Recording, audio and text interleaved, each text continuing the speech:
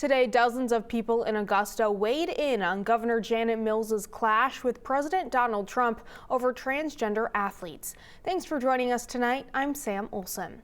The group of protesters gathered in front of the State House to show support for Mills, who has said Maine will not be intimidated by Trump's threats. Our Pearl Small has the story.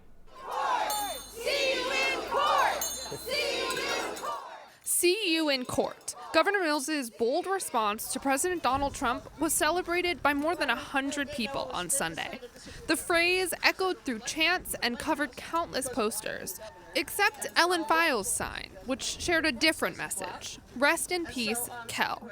We're going to be her voice. We'll be her voice, yeah. And, you know, a lot of our family members wouldn't be, so we're here for the entire family.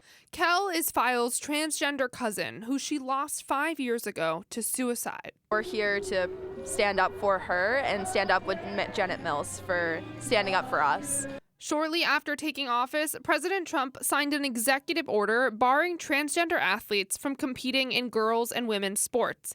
His reasoning, he believes it violates Title IX, which prohibits sex discrimination in education. As a former female athlete herself, Files does not agree. I think people are trying to grab straws at places that they're not really there. They're just trying to come up with things that aren't real to try and stir the pot.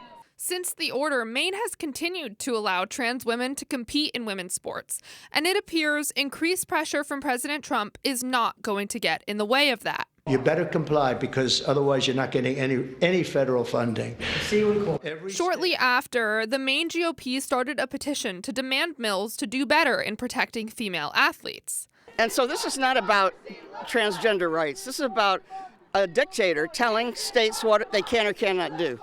Maine's only Republican Senator Susan Collins agrees with President Trump that transgender women should not be allowed to compete in women's sports. She said in a statement Friday, quote, "We must remember that Title IX is a law, not a suggestion. And the law requires that the integrity of women's sports must be preserved in a way that provides safe, fair, and equal opportunities to compete." However, she went on to say she opposed Trump's threat to withhold federal funding for Maine. As a Republican man, William Fenn says these are the kind of overreaches that have made it hard for him to support President Donald Trump. There are channels to go through. Trump doesn't want to go through channels. He wants to cut and slash. Despite their disappointment, this group has a newfound hope that even if pressure from the president continues to grow, it will be matched with pushback from the rest of the country's fierce leaders. Hopefully this was the start to something else, and her being brave enough to say that to him is gonna empower other people to say something similar. In Augusta, Pearl Small, News Center, Maine.